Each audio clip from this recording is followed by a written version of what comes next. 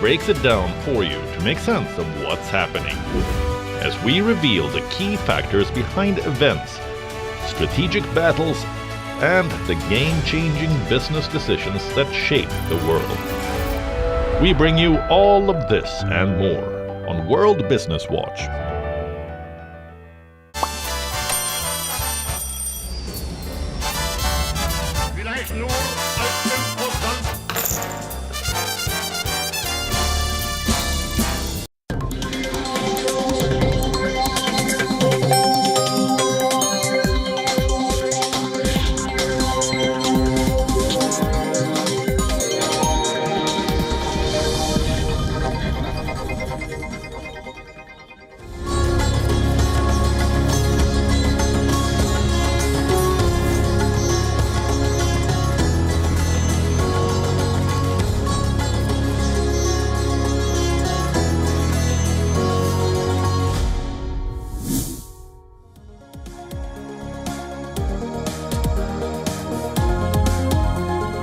Hello and welcome. You're watching Race to Power with me, Ananya Datta. Coming up on this broadcast shortly.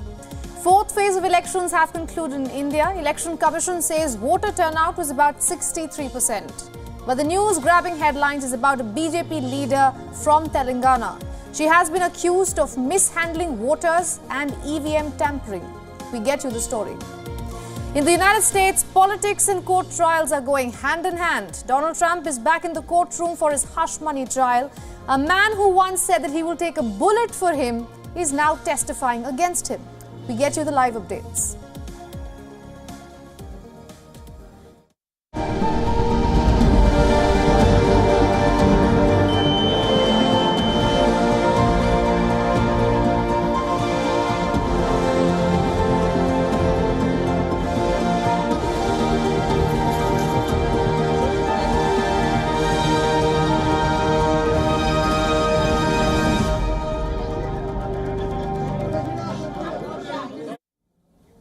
Polling has ended for phase 4 of the elections in India. This means half of the country has already cast its vote. There are 3 more phases to go. Now, this phase also saw the conclusion of voting in the southern states, a region that the ruling NDA as well as the India bloc is hoping to make inroads into.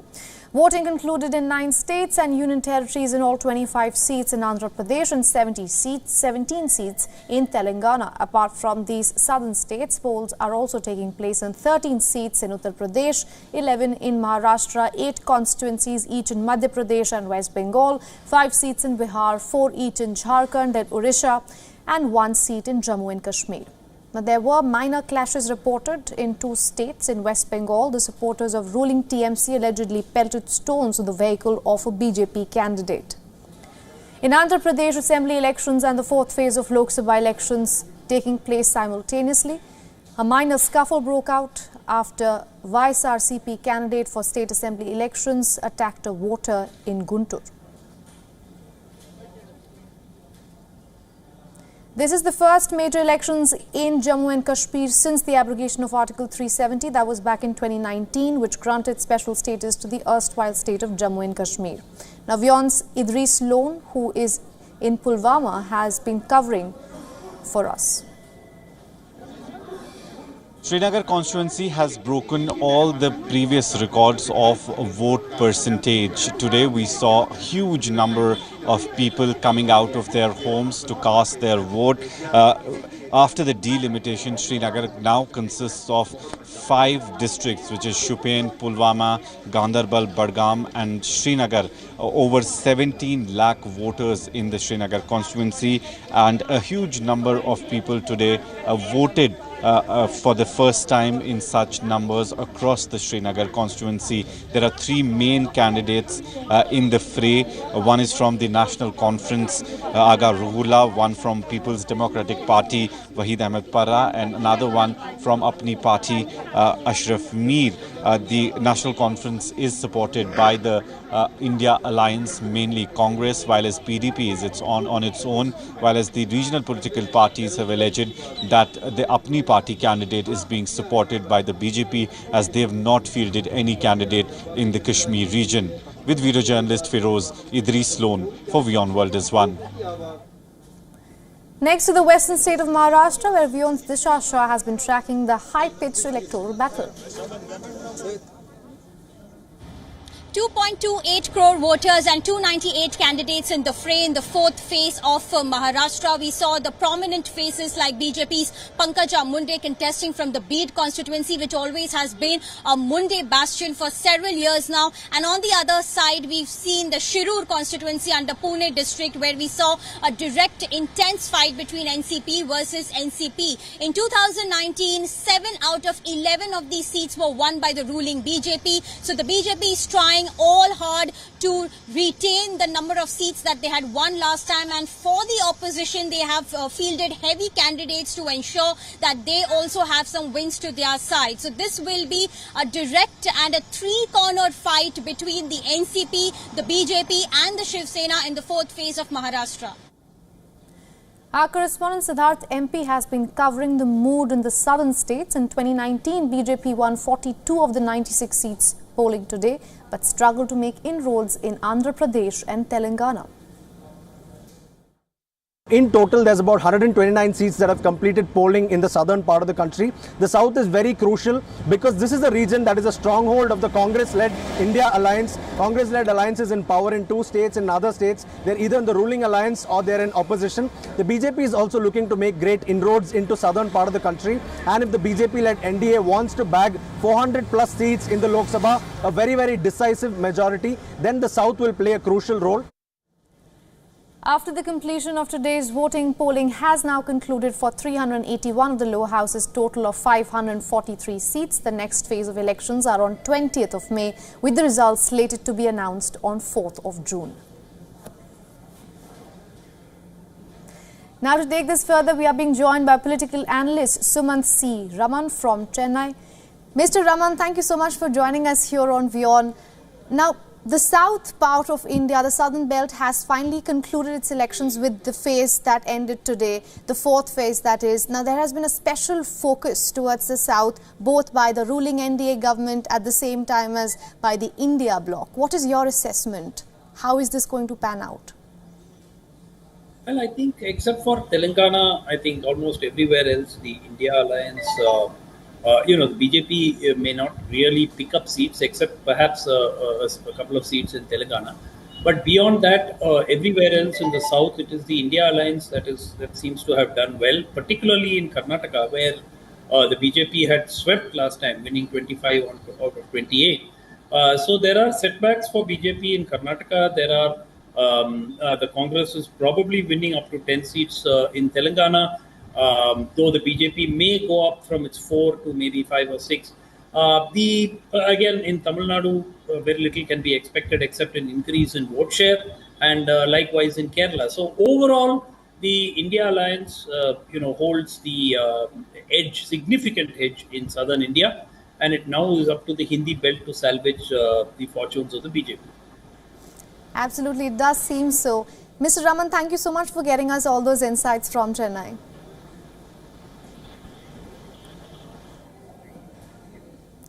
Now, Telangana's Hyderabad is among the 96 constituencies that went to polls in India today. The battle for Hyderabad has been one of the most interesting in this phase.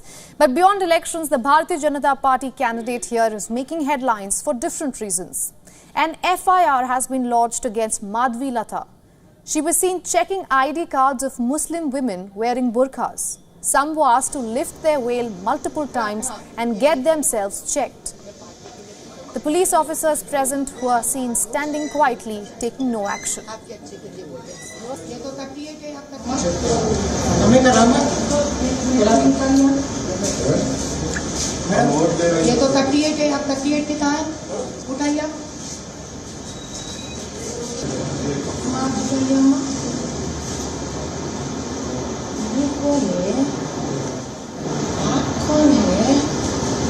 आपका दूसरा आधार card है आपका?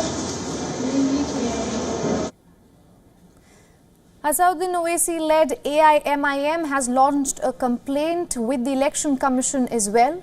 Lata has claimed that there were discrepancies in the voter list. She had asked the women police constables to lift the veil and check. However, when they refused, she did it herself. I can't ask police.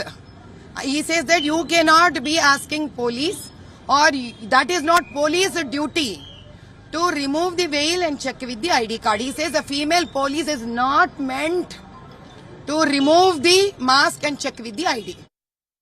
Another legal case came Lata's way today. She has been accused of using dummy electronic voting machines, also known as EVM, to manipulate voters in another locality. Officials say they took 2 BJP workers into custody, but Lata reached the police station soon afterwards and reportedly freed the men and also took away the seized dummy EVM.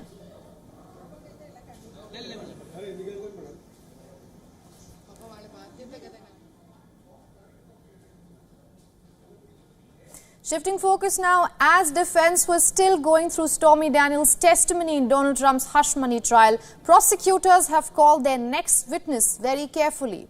Lawyer turned foe, Michael Cohen has taken the stand. He was a fixer, a lawyer, and someone who once said he will take a bullet for Trump. Today, Cohen is standing against Trump. Let's give you a little background. Cohen's introduction to Trump was a classic New York real estate story. Cohen was a condo board member when the businessman brought the lawyer into his company. He worked on some deal-making efforts but mainly threatened lawsuits against people who could hurt his boss, Trump. One of them allegedly was Stormy Daniels. She claimed to have an affair with Trump in the year 2006. To keep it a secret, Trump paid Daniels a sum of $130,000 US. Daniels claims that the transaction happened through Cohen. The ex-lawyer is being brought in to corroborate evidence offered before. So far, adult film actress Stormy Daniels and American publishing executive David Pecker have mentioned Cohen in their testimonies. Both have spoken about meetings and transactions that Cohen carried out on behalf of Trump. But Cohen is also a weak link, you see. He is a convicted liar. He was disbarred from practicing law and has pleaded guilty to lying to Congress in 2018, among other crimes.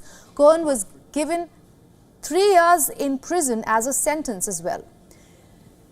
The former president and aspiring next president of the US, Donald Trump, is facing 34 counts of charges. If convicted, Trump could be sentenced to 4 years in prison. This is among the 3 other criminal cases lodged against him. But it's the only one, the hush money case being the only one that is expected to see a verdict before November's presidential elections. Now our correspondent Susan Tehrani is joining us live from New York to get us some live updates. Susan, good to see you. What is the latest you can tell us?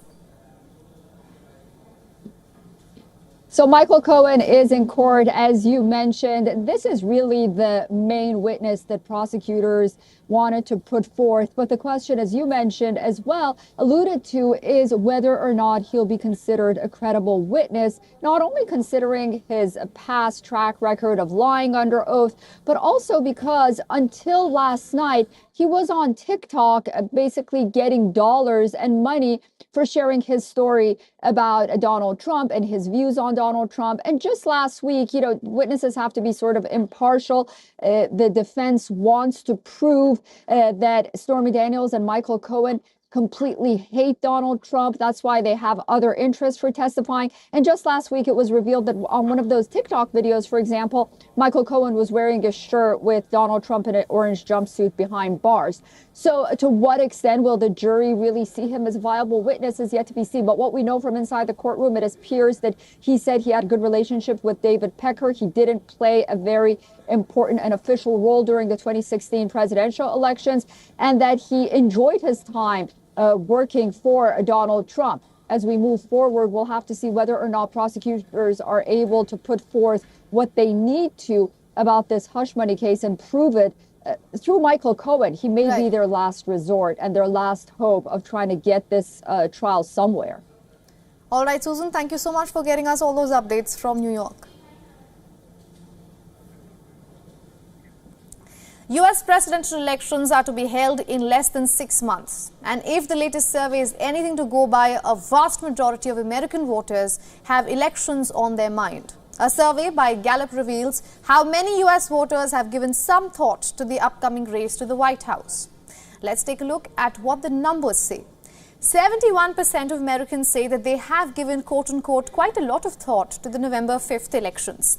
The statistics are at par with how voters felt during the last presidential election, that was in 2020. The highest percentage recorded was in 2000, when over 75% Americans said that they have given a lot of thought to the elections. The most dismal numbers recorded were in the year 2000, when only 43% of voters had spent time thinking about the polls. Now, interestingly, the survey reveals another trend with respect to these statistics.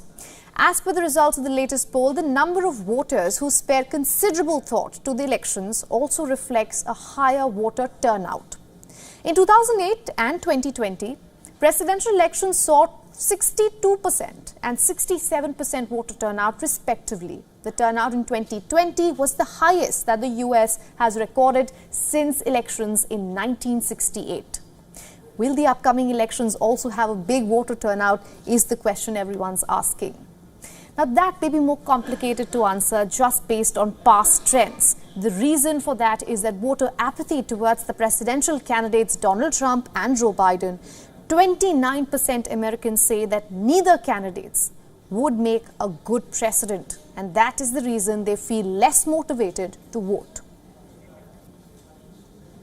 While a chunk of the American vote bank seems to be losing interest in the elections due to lack of alternatives, the duel between Trump and Biden has heated up. And in focus are the key battleground states. A new poll indicates that Trump now leads President Biden in 5 crucial states. The surveys by the New York Times, Siena College, and the Philadelphia Inquirer found that Trump was ahead among registered voters in head-to-head matchup against Joe Biden in states like Michigan, Arizona, Nevada, Georgia, and Pennsylvania. Biden had won all these states in the year 2020.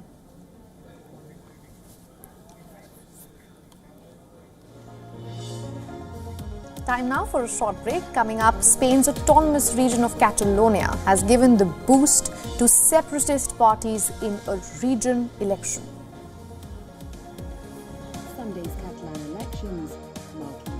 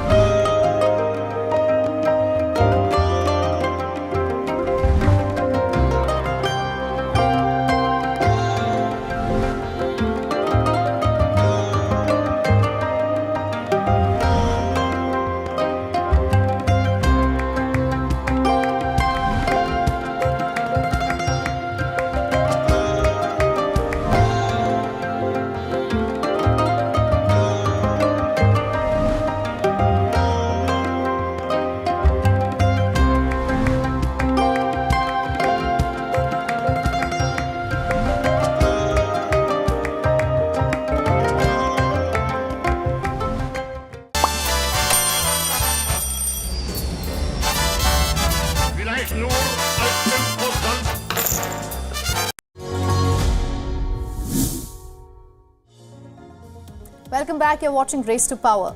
Now, results are out for regional elections held in Spain's autonomous region of Catalonia. Voters have given a clear mandate to the Socialist Party.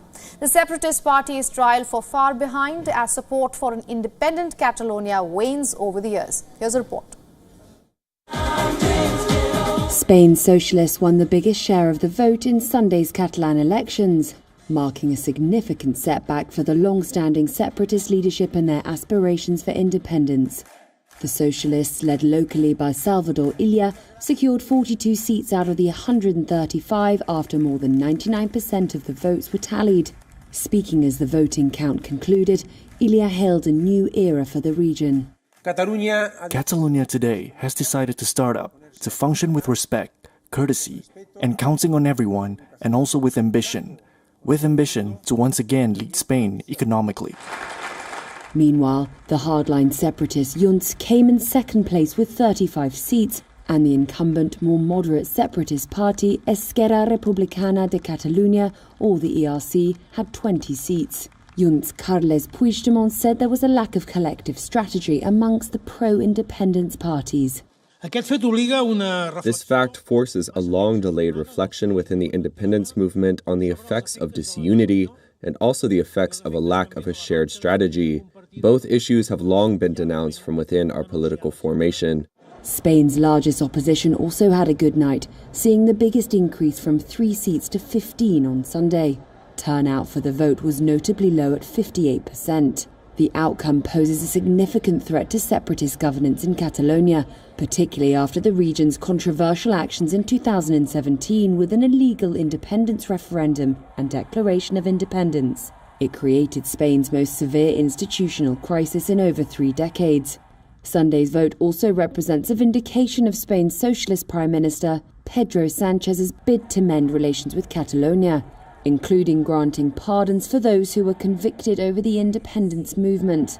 While the combined separatist parties lacked the required 68 seats to form a coalition government, Illa's socialists will likely need to negotiate an arrangement, probably with the ERC party. Separatist parties until now have rejected any suggestion of helping the national ruling party govern in Catalonia.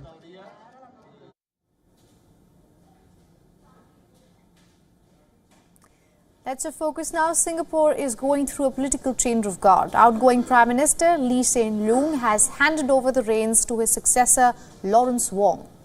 The incoming leader has also chosen his deputy as part of a minor cabinet reshuffle earlier in the day. Singapore's Trade Minister Gan Kim Yong has been given the additional role of Deputy Prime Minister.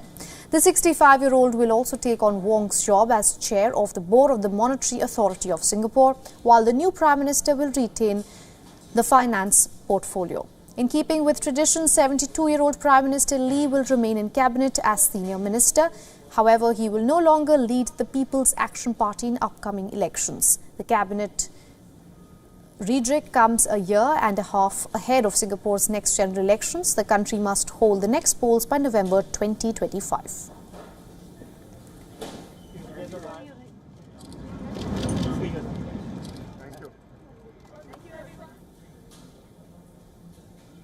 Now, here's an interesting story. Lithuania held its first round of presidential elections on Sunday, and the results have put forth an interesting match for the next round. On May 26, Lithuania's voters will cast their ballot in an interesting face-off between the country's president and the prime minister.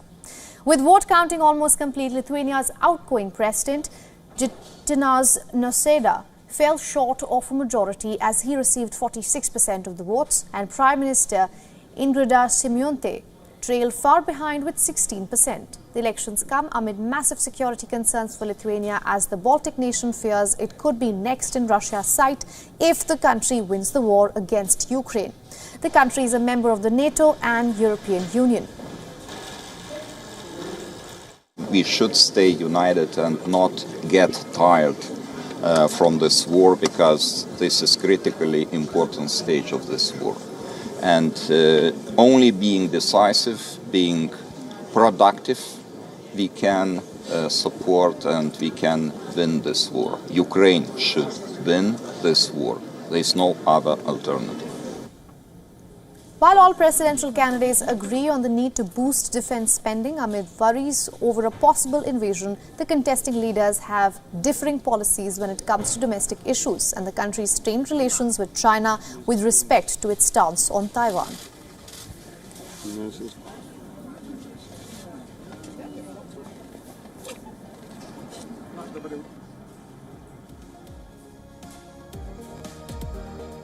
And with that, we're wrapping up this session of Race to Power. Thanks for watching with me, Ananya Datta.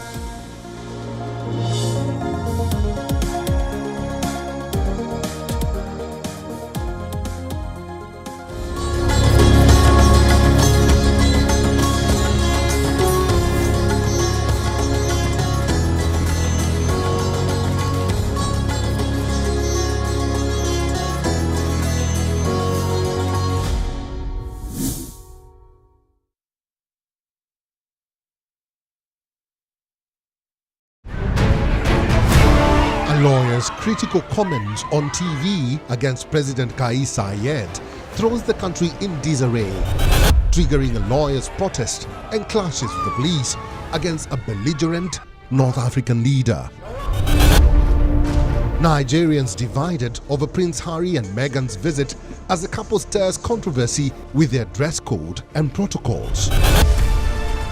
And Libyan Abdel Fattah al-Saadi shares his food and sleeps with predatory animals who have become his pets in Tripoli. World of Africa, at these times on WION, World is One.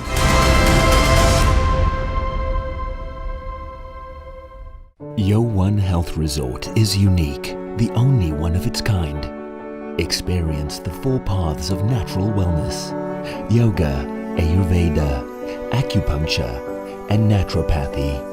Each uniquely customized program improves the whole person to make every person whole. Come to WION Health Resort. Make your reservation at wion.com.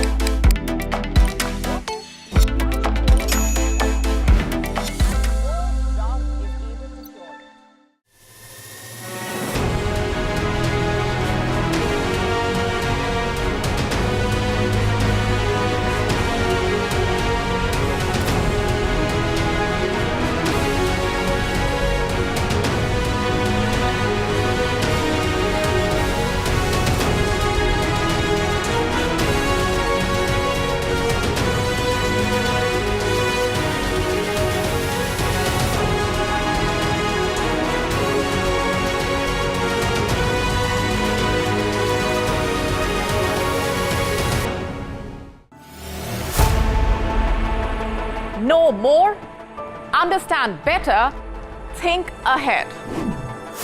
Hello and a very warm welcome. You are watching Gravitas with me, Molly Gambhir.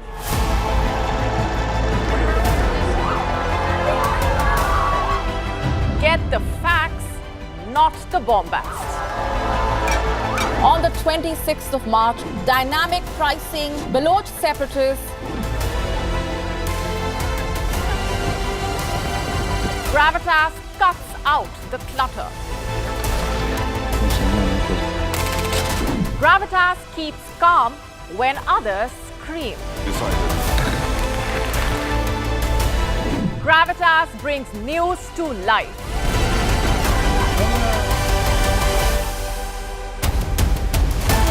Weekdays, 9 p.m. IST, 3:30 p.m.